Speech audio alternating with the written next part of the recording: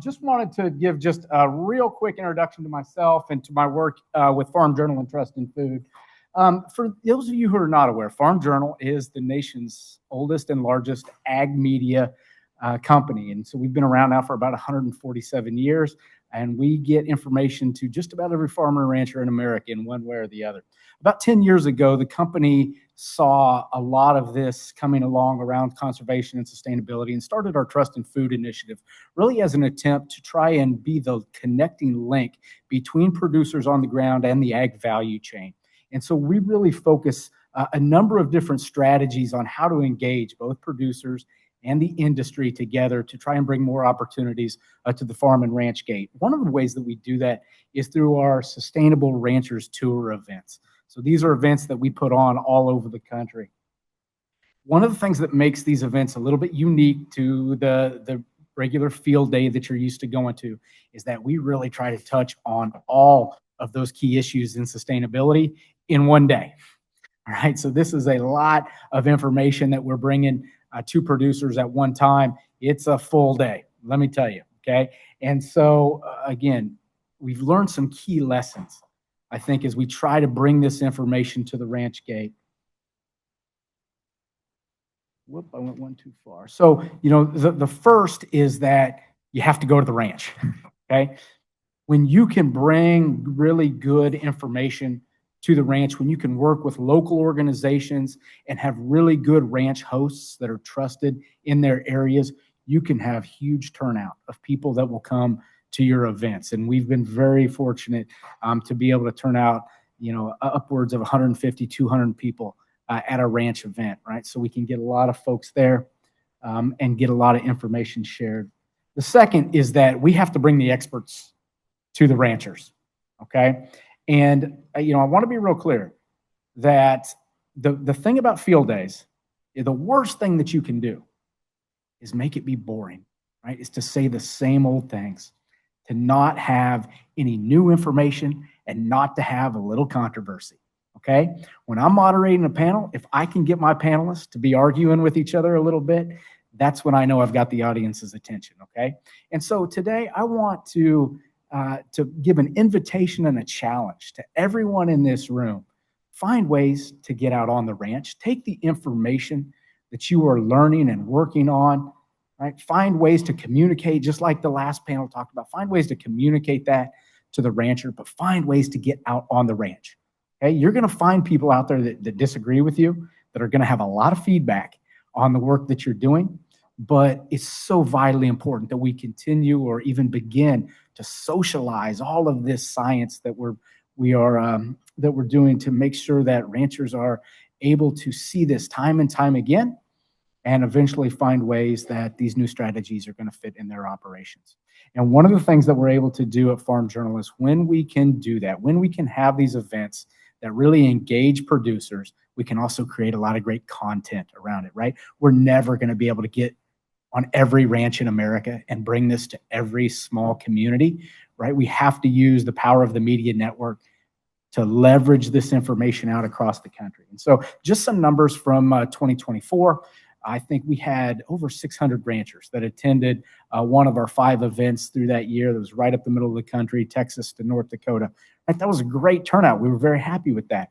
But it was really the content that we were able to generate and share through the media. And when we did that, between our radio program, our print, and our TV shows, we felt like we had over 20 million unique impressions around this conservation and sustainability content. So again, there's a great opportunity to continue to share this message with ranchers all across America. Again, I want to challenge everybody today, please try to find ways that you can get the information about what you're working on out to those ranchers. And so with that, I'm really happy to moderate this panel today. I think we're going to have a great conversation. Our first panelist up here will be Dr. Troy Rowan. Troy is an assistant professor at the University of Tennessee's Genomics Center for the Advancement of Agriculture. His research uses genomics to understand and predict complex traits in beef cattle with a focus on improving local adaptation, exploiting heterosis, and improving forage-based sustainability. Troy also serves as an extension beef cattle specialist, educating producers and industry partners on genetics and sustainability in Tennessee and nationwide. That's all. Please welcome Troy to the stage.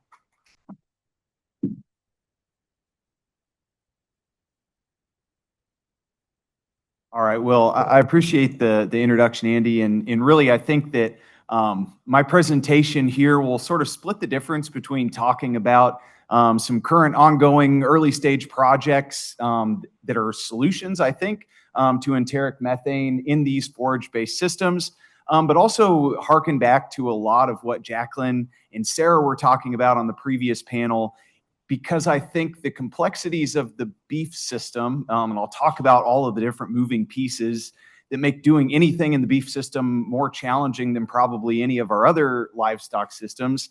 Those are all layered on top of a level of social challenge, right, Andy, that we have in trying to get producers to adopt new practices. In the beef industry, hugely distributed, hugely complex, but I think has the most opportunity of any of our industries to make appreciable change on the front of enteric methane. And so just to sort of reflect again on what was talked about on the previous panel in communicating things, when I'm out talking to producers, or if I'm talking to an NGO or a government somewhere, I have this slide, and I think it pretty nicely sums up the challenge for us, right? This is a terribly complicated system that I've way oversimplified, but the important thing is that any perturbation to this is going to affect efficiency, it's going to affect sustainability, and it's going to affect profitability. And I think if you take anything home, as you start to consider whatever angle you come at the enteric methane challenge, helping producers understand how it makes them more profitable is the pathway towards adoption, right? We can't do any of this stuff in a bubble because producers need good reason to make themselves more profitable. They're not going to adopt technologies. They're not going to collect phenotypes for a geneticist like myself unless they see inherent value on what comes out the other end. So very simple, right? We can change the efficiency of the system by increasing our outputs, holding everything else the same, decreasing our inputs and holding outputs the same. But I think probably the thing that gets skipped over the most is this waste piece. And I'm glad that there was a conversation about animal health today. Someone mentioned animal reproduction. There are lots of different ways that a cow or a ruminant can be wasteful. And I would argue that this is our biggest blind spot from a genetic standpoint. And when we think about these forage systems, minimizing waste, open cows, not good, right? Cows that produce methane, that's a waste product that decreases the overall efficiency of this system. So as we take these tools to producers, we start to go on farms and ask, can we phenotype your animals for enteric methane emission? The question really revolves around, can we help reduce the amount of waste in your forage-based system, right? Can we ensure that more of those grazable acres end up in marketable product at the end of the year? The challenge, of course, is measurement is really, really challenging in these extensive settings. And that's something that I'm sure will come up repeatedly in this panel. Doing work in the beef cattle industry is doing this stuff in hard mode to a certain degree. So I work in genetics. This is, I think, the only equation that I'll put up, which is pretty good for me.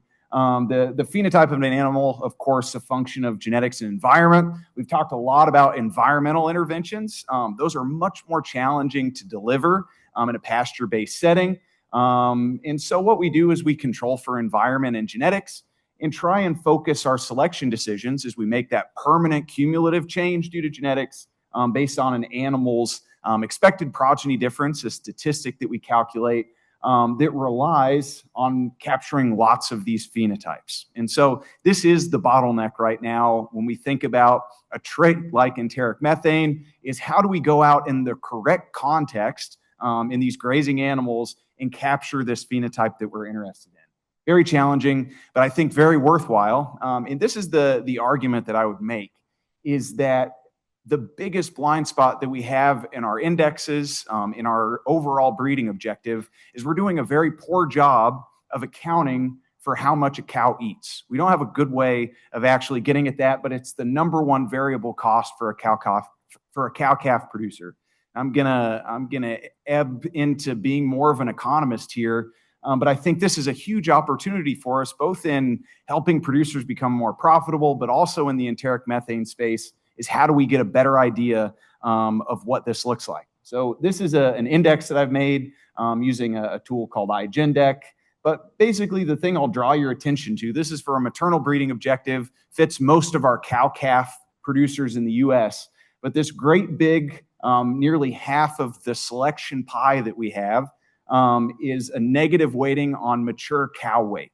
That is our best indicator at the moment for how much a cow eats. And anybody who does animal energetics or physiology knows way more about this than I do. But that's an imperfect measure of actual intake, but we don't have a good way of capturing those phenotypes in a grazing setting.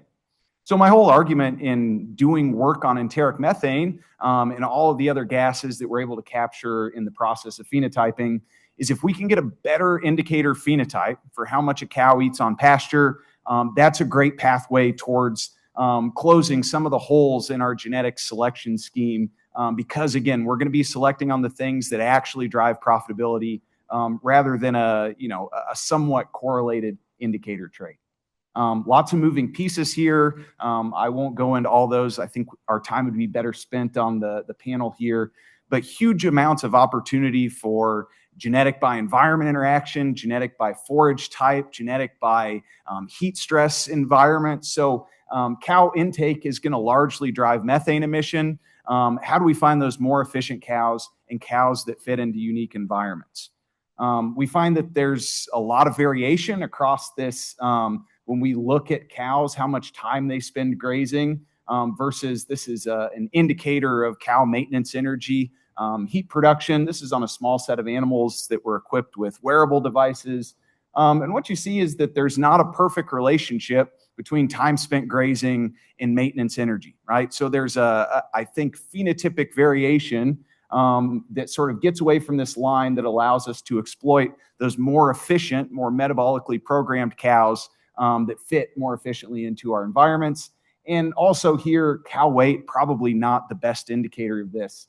We've got some big cows that certainly eat a lot, but we've also got some of our larger cows down here who have very, very low metabolic heat production. Those are efficient cows that just happen to be big. We want to find those and propagate them. So where the rubber meets the road, this is a large project, a part of the global methane genetics that was talked about during the genetics section in collaboration with the American Angus Association, phenotyping somewhere in the neighborhood of 7,000 animals across the United States, diverse climates, diverse grazing systems, and trying to get a handle on phenotypic variation in methane, but also some of these indirect indicators of what intake looks like on forage. So we're very excited. Phenotyping starts this month, which we're over the moon about, and will continue over the subsequent years until we're able to start building some pilot selection tools that allow producers to get to work selecting for those more efficient grazing cows. We've also done a lot of work in my lab trying to find biological indicators of efficiency, really large RNA sequencing, nearly 2,000 animals with transcriptomes that we've done trying to find stable indicators of efficiency, buccal microbiome, trying to figure out some of these technologies that are deployable in these grazing systems that we can exploit in our genetic selection programs. The couple of takeaways I'll leave us with here: permanent and cumulative improvements from genetics, very important in these forage-based environments where other management interventions are tougher to deliver. Phenotyping remains our biggest challenge. Dropping a device in the middle of a field and expecting cows to go to it is it's a big proposition, but something that we're sort of attacking with brute force and trying to get creative with other indicators. And at the end of the day, this all comes back to producer decision making. So having all of the best tools still relies on those, over 500,000 cow-calf producers that make genetic selection decisions to use that in their selection program. So lots of work to do both on the science and on how we communicate and deliver those tools to producers. So with that, give to you, Andy. Thank you, Troy. Great job. Our next panelist is Dr. Maria Silveira. Maria is Director of Research at Nobel Research Institute, where she leads a producer-focused research roadmap centered on soil health, sustainable grazing systems, and rangeland resilience. She joined Nobel in June of 2025 after 2 decades leading research and extension programs at the University of Florida.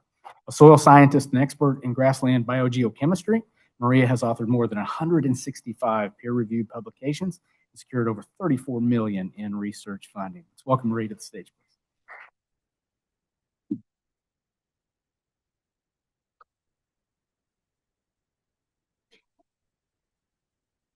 Thank you so much for the introduction and the invitation. And I want to say special thanks to this group that decided to stick around. So we're the resilient group. In the afternoon, still sticking around. So my next slides, and I like Andy's approach to be controversial. I like that. I feel like when we disagree, there's more room for growth. So this is a perspective from soil scientists. I'm here representing Nobel. Yesterday, a couple of folks asked me what Nobel is. It has nothing to do with Nobel Prize, even though we think we do a pretty darn job, but we're not. It's a name of our founder, Lloyd Noble, and we are the largest agricultural research organization. Can you all hear me okay? Okay. We're the largest U.S.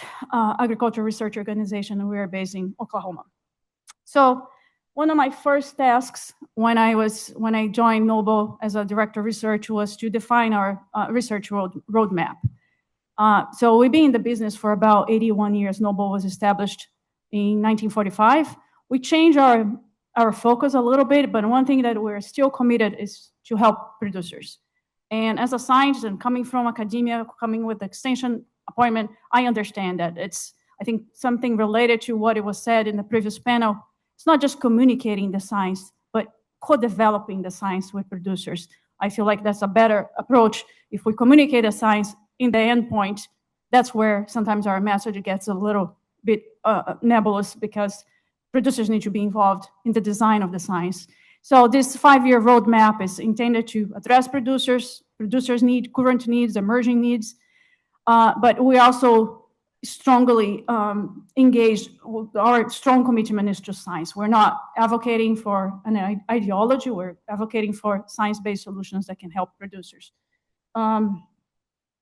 And also testing those solutions in real-world conditions. We're fortunate enough to have a pretty large tracts of land. We have about 14,000 acres of land. Some of my colleagues in Australia, that may not sound that much of a land, but it's about 14,000 acres of land that we can use as true living laboratories.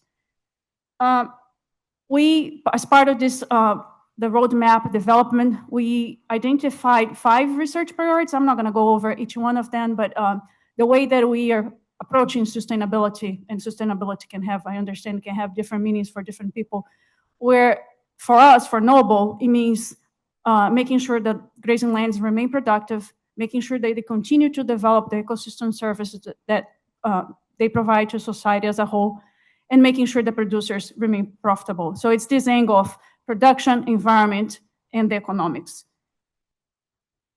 How we accomplish that is, as I mentioned, is our living laboratory. Not only we own our land where we're developing some of the solutions, but we also have a very strong network of partner producers. So we want to, again, get them engaged from the initial steps of the research development. So we rely on them to help us. What we see, we're kind of copying the model that Canada and some of the European countries are using. So we see us as living laboratories, and we see our partners as our lighthouses, where we can test the best solutions for specific needs.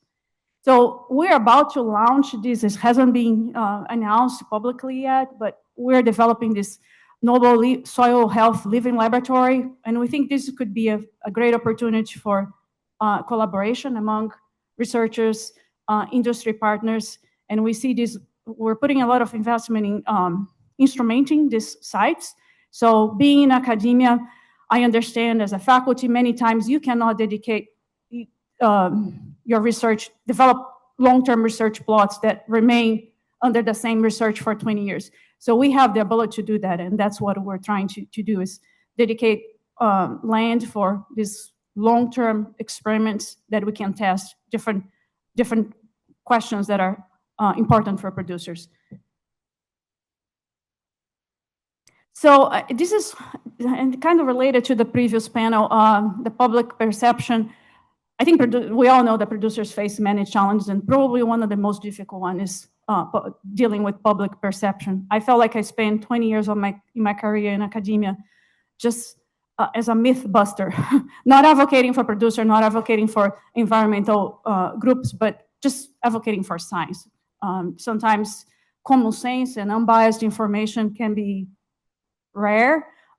So that's how I see that we should be that voice of reason and unbiased information. So last year I was invited by the Animal Science Society to give a talk and said, how can a soil scientist come to this meeting and be interesting to this group? So what I came up with this, I asked the audience to type certain keywords, animal agriculture, climate, and Google. And I asked the audience, I'm not gonna ask you to do this, but I'm just explaining the exercise and this public perception. And if you do that, you're gonna see the first 2 or 3 pages are all gonna be very negative connotation. So there's these myths that grazing is universally harmful. So as a scientist, sometimes I think that relates to what some of the previous speakers were talking about. We communicate our science, but the groups that have a particular interest that they're disseminating this biased information, they're much stronger. The way they convey that message is much more appealing than us as a scientist showing a graphic with a p-value, like one of the previous panel members said. So yeah, I don't think we do a good job packaging our science in a way that's attractive. And again, how we change the narrative from, 0, okay. I want to go back to this, something that I think is very important. I'm going to skip this one since I went over and I get excited. This is some of the work that, because we're talking about methane, recently published work that when I was at University of Florida. So what you are seeing here is the carbon budget from 2 different systems, a native ecosystem and a cultivated pastures managed differently. I won't have time to give you the details, but what I want you to show you is that it's small. So the negative, the long bars is carbon sequestration. I'm using eddy covariance. This eddy covariance is equipped with methane sensors. In Florida, there's a lot of methane emissions from the soils just because of the hydrology. So you look at the small bars, especially, well, this is not, okay, well, yeah.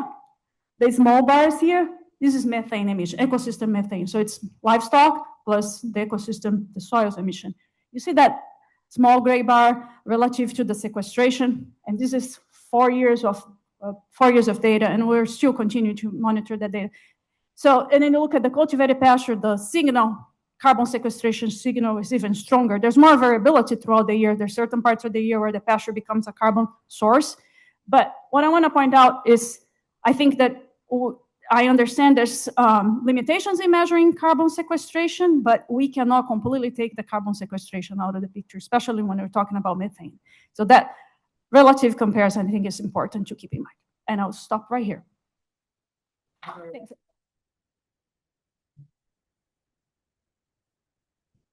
Thank you, Maria. And if you're not familiar with Nobel Research Institute, you will be. For much of their history, they've really been focused in Oklahoma and Texas, but now they have made a commitment to really be nationwide. And they are a great partner for lots of different organizations. So they do a great job. Thank you for that, Maria.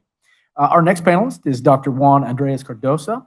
Juan is a plant ecophysiologist at the International Center for Tropical Agriculture, where his research focuses on tropical forages, abiotic stress adaptation, and sustainable grazing systems. He contributes to the Low Methane Forages Project and Time to Graze, a multi-institutional initiative using satellite technology to optimize pasture grazing and reduce ruminant methane emissions across Africa and South America. Let's welcome Juan to the stage.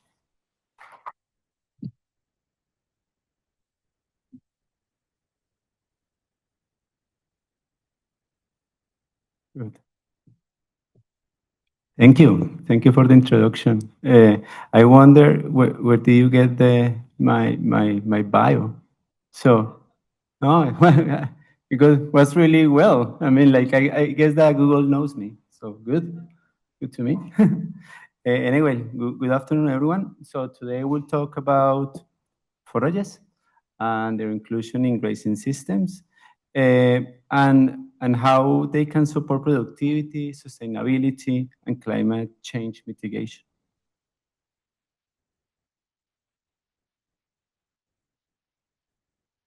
Good. So I work at CIAT. So probably CIAT is more unknown than Nobel Institute here. I'm not sure how many of you know CIAT, probably a few of you, but CIAT is part of the CGIAR, which is a global research network working to transform food, land, and water systems under the climate crisis and food insecurity crisis. And this global network allows us to connect science with practical solutions for my farmers and livestock systems. So, as I said before, I work in forages, and I work in the tropical forages group of the Alliance of Seed and Biodiversity. And our goal is to develop improved forages that are resilient to climate change and environmental stresses in the global south. But I would say that it's not the global south, it's probably the global majority. And these forages, the idea is that they should increase animal productivity while reducing the environmental impacts of the production system. But something that we're really trying to align ourselves to is that these systems that are based on forages, they need to be clearly climate smart, but they also need to be nature positive. They need to provide ecosystem services that go beyond food production. That's really one of our goals. So again, this is where we work. So our work is basically spread across the global majority. But in terms of grazing, which is the topic of this conversation, we're mostly focused on Latin America and the Caribbean. So yes, but for instance, our work in West Africa and East Africa and Southeast Asia is mostly based on forages not for grazing systems, but for cotton carry systems. So systems where people are basically cutting and harvesting the forages and take the forages to cows that are basically in confined conditions. And most of the time, these are very small holdings. Most of the times, 1 hectare of land doing that. So to respond to these challenges, we focus our innovation in several areas. So something that we work clearly is on methane mitigation. So we have several projects that are working towards that, and one of them, as was mentioned before, is the low methane forages project. And the idea of this project is to screen, deploy, and develop forages that reduce methane emission. That's clearly that the name of the project talks by itself.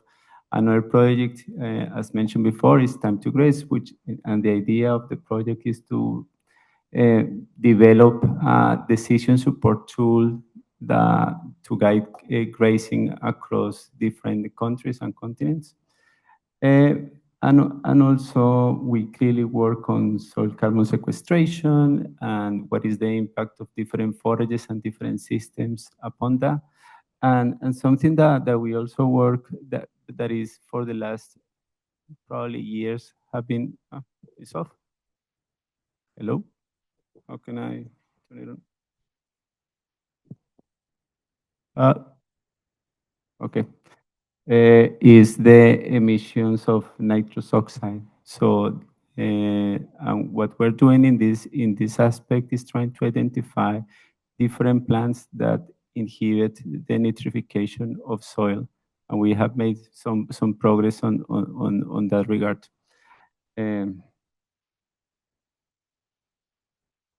Okay. I thought I had another one. Well, anyway, thank you.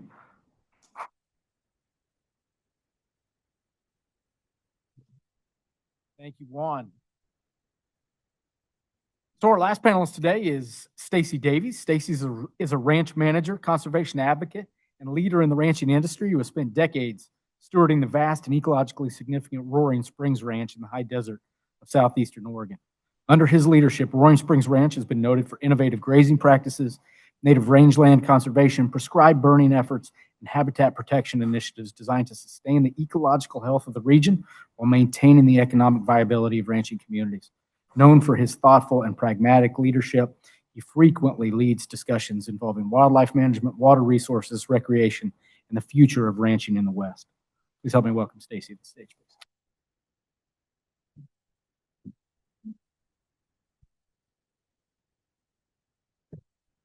I am impressed with the energy, the effort, the passion, the dedication of the individuals in this room to methane reduction, understanding how to measure it, understanding how to reduce it.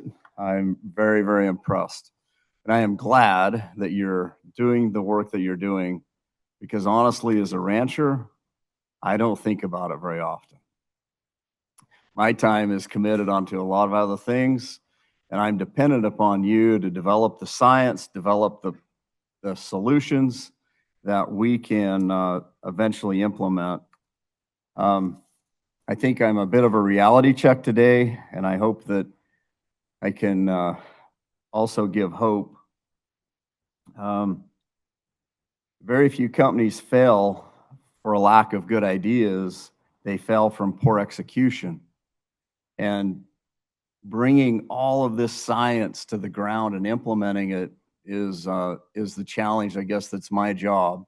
In my job, I have to convert science policy into cowboy language, because at the end of the day, we have to implement it on the ranch, and we have to do that with labor. I don't have a lot of slides. I only have a couple, so I'm not going to look at them too much. But in our operation, we have 3 pillars we focus on. And number 1, profitability. The cows on our operation pay all the bills. We don't take any outside money. We don't sell any other crops. We don't have mining. We don't have energy. We don't have any of the other revenue streams on the ranch. Livestock, harvesting forage and being sold is what pays all of the bills. And so the economically focused portion of that is first and foremost, because at the end of the day, we have to pay for things. The second focus, the environmental focus, I'll give you just a couple of ideas of hope. We haven't really focused on methane very much yet, but as carbon became more important, and it has been in my life for a long, long time, we actually have reduced fuel use on the ranch. 1996, we used 106,827 gallons of diesel and gasoline combined. Today, we use 39,340 in 2025, and we doubled cattle production. So there was a statement earlier that when we understand, we do better, or when we know better, we do better.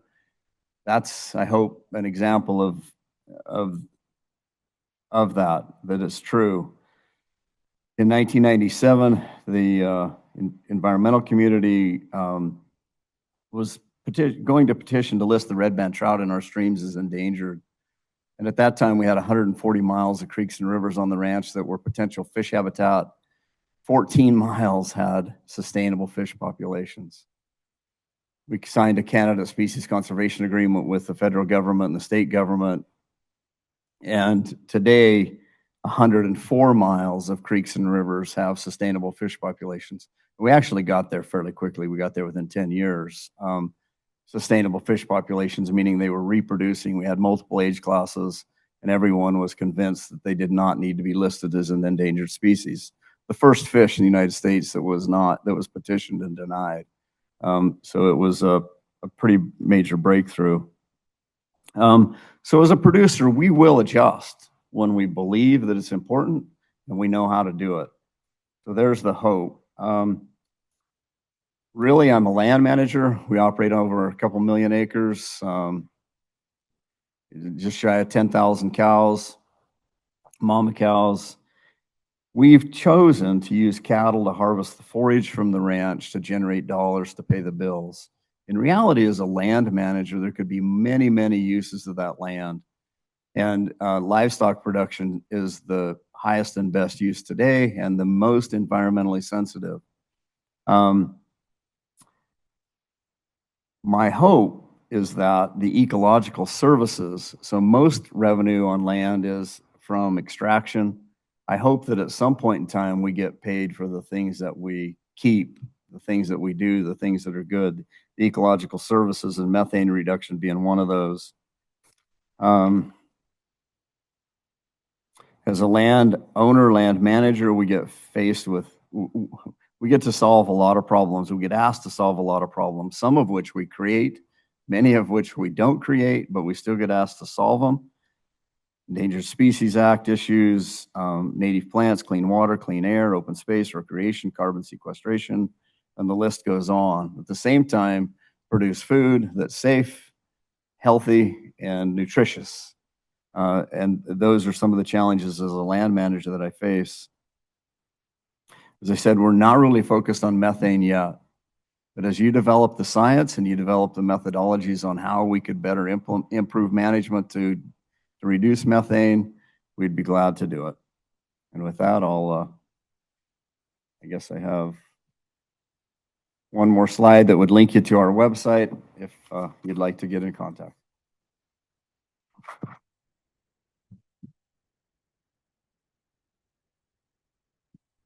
Well, very good.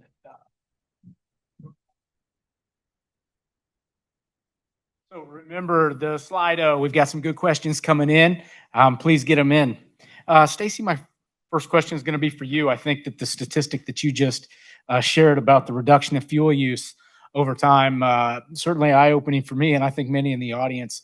I also know that you're going to be implementing some additional tech on the farm here, maybe this fall. Talk to me about, through the virtual fencing collars, talk to me about how you evaluate new technology and what advice you might have for other producers in, how they take a look at some of these things that can hopefully make them more profitable and more ecologically sustainable. The majority of that reduced fuel use was reducing stored feed usage. We took mama cows from 2 tons a year of hay to 0.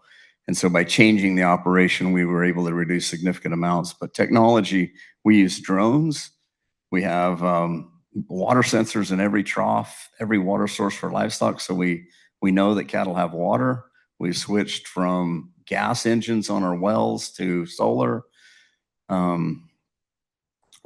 Technology has been a huge portion of that as well. And number one, it has to generate, reduce expenses and increase revenue at the same time. It's got to pay for itself. And it needs to save us time and labor. And it can't be so difficult that we have to have a full-time IT person on staff. We do have a full-time wildlife biologist, but I haven't gone to an IT person yet. But it has to be those things. Yeah, very good. Very interesting to see all the new ag tech. I mean, part of the problem is that if you wanted to, you could go out and spend every dollar you had on new ag tech right now. Got to make those smart investments. Very interesting to learn how you do that. Maria, my next question is for you. You've worked extensively on grazing systems and rangeland resilience in your career. But from a research perspective, where do you think the science of grazing, particularly related to regenerative grazing, still needs stronger evidence or better data? Okay. I think there's a lot, though that slide that I skipped because I ran out of time was meta-analysis of management practices and it was specifically focused on the Southeast United States, which when I started the journey, I said, well, we're going to find a lot of work on cover crops, rotational grazing, and surprisingly, there was not. I think I can't remember the exact number of peer-review papers that we came up with as part of the meta-analysis, but it was fairly small. So things like that we take for, there seems to be, especially when we're not talking within our scientific community, there's things that some of the other entities seem to be certain that they work everywhere. So I'm going to use rotational grazing for instance. I'm not saying that rotational grazing does not work, but I'm saying that the result of rotational grazing varies, is context dependent. So this idea that if you start rotating your cows 3 times a day, all of a sudden your production is going to increase tremendously. I don't think there's enough science to back that up. And it's, again, the context dependent. So even I think the low-hanging fruit is just long-term experiments that we can really, across different regions, that we can really address specific, region-specific practices that have the greatest potential. So I don't think we're quite there yet. So a follow-up from the audience there, Maria, is there promise in recent developments to accurately determine grazing DMI? And will that impact estimates of grazing methane emissions? I'm not sure if I'm the best person to answer that. I'm not aware, but maybe Troy, if you have, I'm not aware of much research in. Yeah, I think that's a pretty rapidly evolving area. Various technologies from, I think the virtual fencing collars and wearables have a fair bit of promise there. Trying to back calculate from grazing time as a behavior to actual intake. It's much better than just saying that big cows eat more than little cows, because I think there's a fair bit of variation there. But trying to measure that and then exploit it in your selection and management programs, and trying to understand methane in that light as well. That's going to be pretty rapidly emerging, but the technologies are coming online to start to actually quantify that stuff. So, yeah, no, go ahead. I just want to add something to Maria what just said. I mean, we've been working on grazing management not for that long, really. The thing that happened in the tropics is that a lot of the experts have been retired or are basically dead as we speak. So and we have like as young researchers, young, no, in brackets. There is no such information of grazing management for the tropics. That's very rare. And when we started this project, Time to Graze, and so on, we were started to look for some information to guide us from the north. And actually, the same conclusion. There's not much thing. And what is happening to us right now is that we're really struggling how to learn about grazing management. Really, like we know that rotational grazing is one thing, and how to mix grass and legumes and blah blah blah blah. And then it's been like a learning curve for us. Well, that's a perfect lead-in, Juan, to my question for you, which is, tell us more about Time to Graze and how you're using that technology to really try to start to have the data sets necessary to understand grazing in the tropics. So as we know, like there's like a real need to guide grazing, and one of the things that we think that will make that possible is the use of remote sensing. Remote sensing is basically the basis of Time to Graze. So Time to Graze is a project that aims to bridge the gap between remote sensing, where you can estimate biomass production globally and for paddocks. But actually, what's something that really we want to try to do that is to take that information to the farmers. And that's the reason that for each country that is involved in Time to Graze, there is going to be like an independent decision support tool for that specific content, because as we have said for the last 2 days, is that geography matters, condition matters, the type of production system matters. You cannot apply a grazing recommendation for a dual purpose cattle production if really like based on a dairy production system. You just cannot, and the same for everything. So we're developing with people, reaching people, trying to build the trust of farmers, so we have feedback and try to build like a support tool that works for them.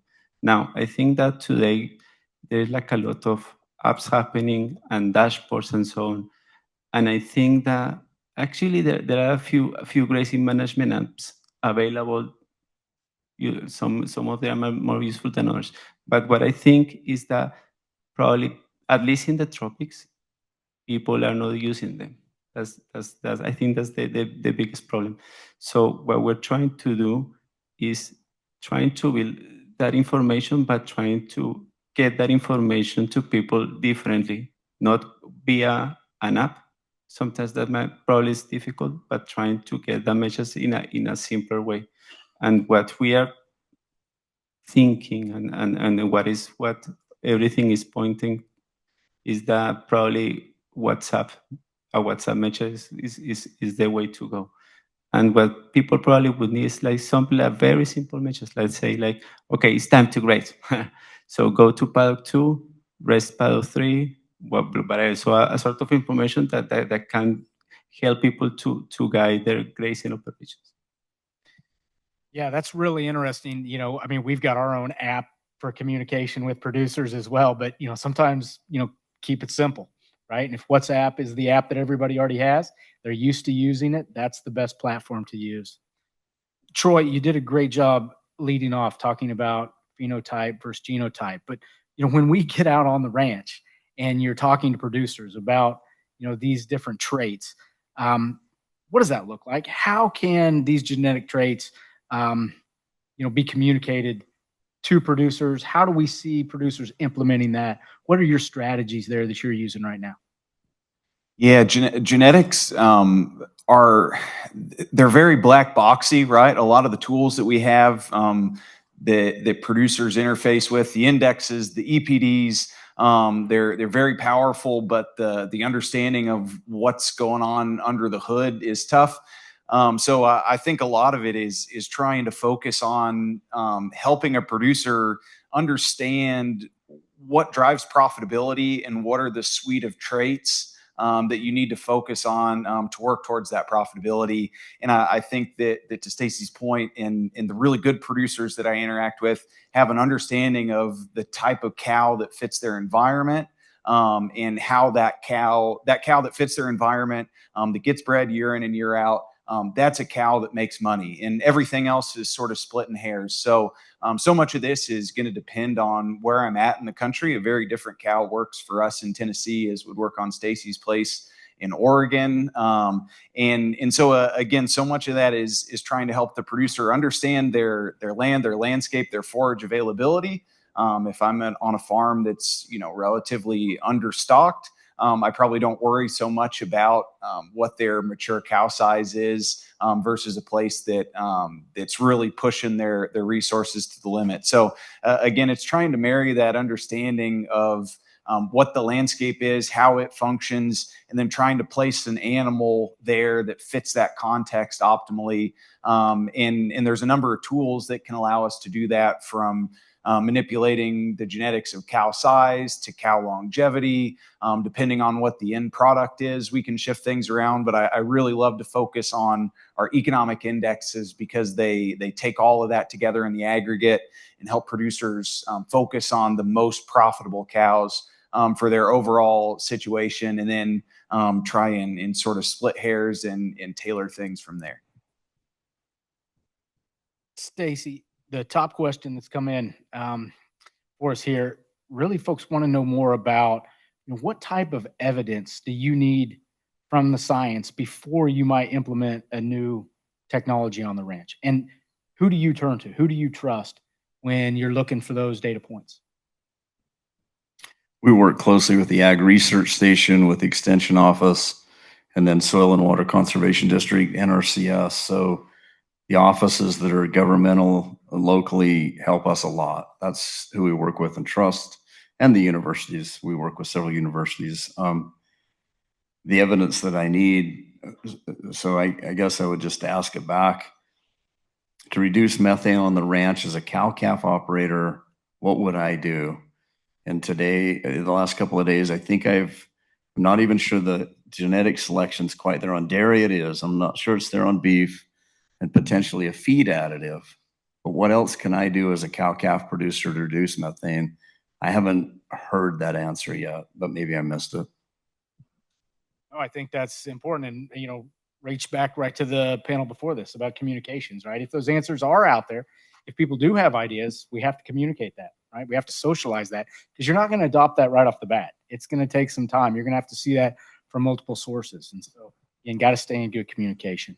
Andy, could I add something to that really quick? I think the thing that we sometimes we get so focused on the methane, the absolute methane of it all, but the methane intensity is still something that we can manipulate with just normal improvements to management and genetics, right? Weaning rate, right? If there's a herd that's got a weaning weight of 60 or 70%, I can make up a lot of the methane intensity there, because I'm doing more with the methane that whole herd is emitting, right? So there's a lot of meat on the bone for us, I think, from a genetics perspective, from a management and grazing perspective, just to make these animals more efficient in the environments right now, while the more direct impacts on enteric methane, those technologies, whether they be genetic or management related, come on board. Even in the States, I think there's a lot of work we have to do still to make our industry more efficient. And that's going to have an impact on that bigger picture of emissions per kilogram of beef that ends up on folks' plates. So here's a question from the audience that I'm going to throw out to the panel. Maybe one or two of you try to grab it and run with it here. Carbon sequestration, even when stable and quantifiable, has a plateau. How do we account for that, given that methane from animals will continue into the future, even once we've reached that land's kind of carrying capacity or holding capacity for carbon sequestration in the soil? I can start. If you look at those graphics that I showed, the carbon balance, I was going to add on what Troy said. You look at the methane emission, I understand we want to reduce that as much as we can. And those data is from subtropical systems. So a lot of potential for what drives carbon sequestration is photosynthesis, the more productive. So what we're measuring there, what those bars represent, the difference between photosynthesis, how effective those plants are in capturing sunlight and converting to carbon relative to how much is being emitted back to the atmosphere.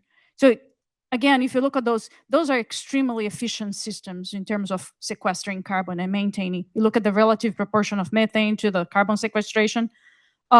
Yes, there's still some debate to whether there's a finite soils have a infinite ability to sequester carbon or not. There's still some debate in the literature. But the point is that even if we assume that there's a limit, the potential for sequestration is tremendous. So how we increase that, and there's ways that we can manipulate that. But I think that story has not been shared enough. Those are, if you look at the carbon sequestration potentials that it was being published, and there are a couple papers that our group published, it's equivalent to a tropical forest. So very efficient systems. Yeah, every time I drive by a really overgrazed pasture, I just smile real big and say there is a great opportunity for future carbon sequestration right there. So, yeah, we got to see the glass half full there. Juan, tell us. No, Stacy, go ahead. I'm not sure I agree that there's a cap necessarily. I'm not sure we fully understand that. And if I think of a couple million acres and I can just change it a little bit, that's a lot of carbon. So that would be my answer. Absolutely. To add in the topic of carbon sequestration, I think that, as Maria said, I mean, we still don't know when we're going to reach the limit of sequestration in a given soil. That's something that needs to be further researched. But I think that carbon is, you have to think of carbon not just like a bank. I mean, like the good things that comes along with carbon go beyond that. So water holding capacity and a lot of other things. So that's important to keep that carbon in the place. Even if it's a cycle, you need to keep pumping carbon into the soil. And the only way to do that is to maintain a healthy pasture. So it's not about if you put carbon and if you don't maintain that as a healthy pasture, that carbon that was put there is likely to disappear over time. That happens. So you have to put like constantly, like whatever management, fertilizer, et cetera, to maintain that. If you reach to that level, you need to maintain that level. And the only way to do that is to maintain that productivity. Juan, tell us a little more about the low methane forages project, and specifically, what characteristics make a forage low methane, right?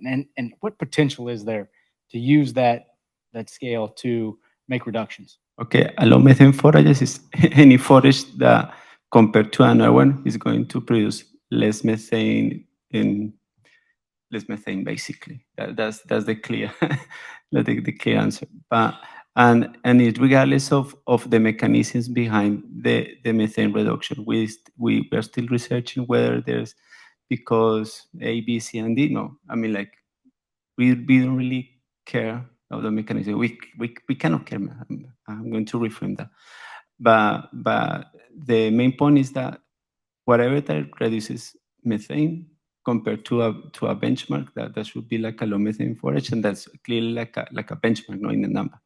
And And what we're doing, like in a consortium of research institutes, is trying to screen thousands of materials that have those characteristics. Uh, and and we have identified a few of them that are very promising. For instance, one of them is a legume tree, which is called Leucaena diversifolia. When you combine the legume tree in a pasture, we've seen that there is like a reduction in methane emissions of 20 to 40%. So that's a huge reduction.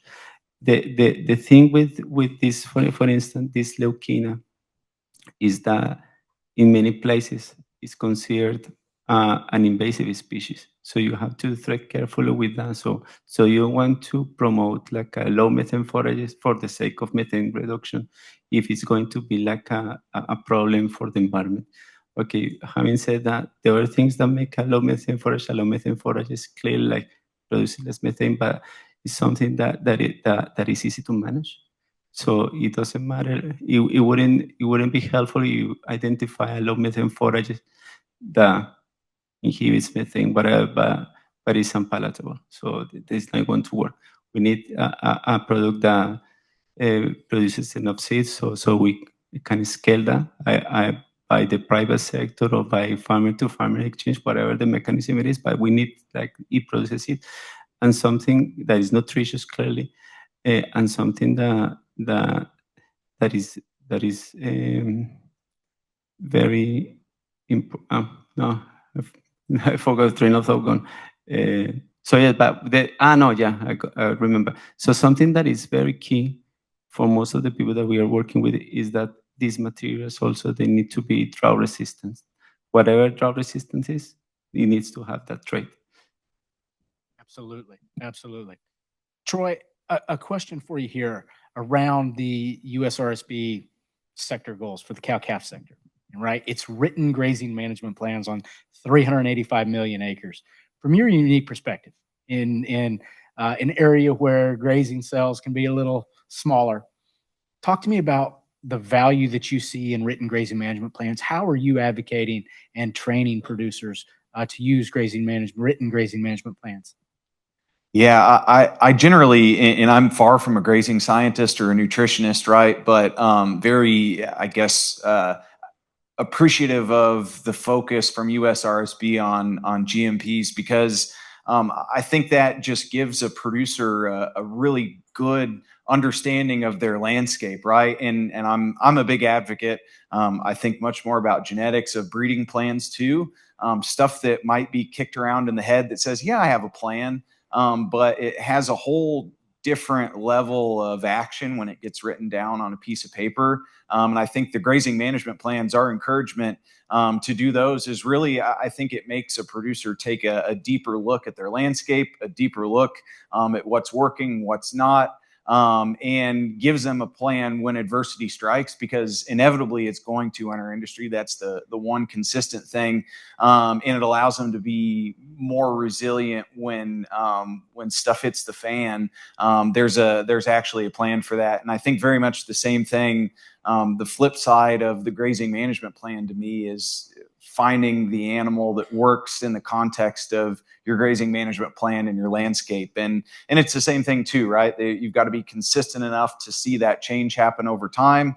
But when you meld those two things together, you have a system that works in your micro environment with your level of management, and the benefits that happen from carbon sequestration to animal productivity, to wildlife and some of those other larger ecosystem benefits. They're really enormous when you can meld those two things together. So I think that grazing management plans are, that's an awesome goal for us to have. But they've also got to drive action too. Having a written grazing management plan but not following it doesn't do a lot of good. So there's got to be follow through associated with those plans, but getting them written on paper is a huge first step to getting there at the end of the day.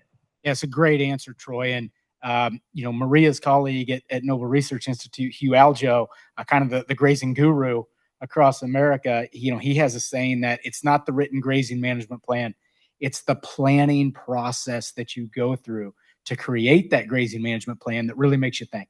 And it'll make you think about grazing, but it'll make you think about a lot of other parts of your operation as well. And if you can get into that planning process mentality, it'll really help your operation overall. Okay. So Stacy, I know. Oh, Can I answer that? please. It's the execution plan. So it's not just the good ideas. It brings all the good ideas, which is science, policy, priorities, and converts them to cowboy language in an execution plan. Very good. Thank you for that, Stacy. Let's give our panel a round of applause.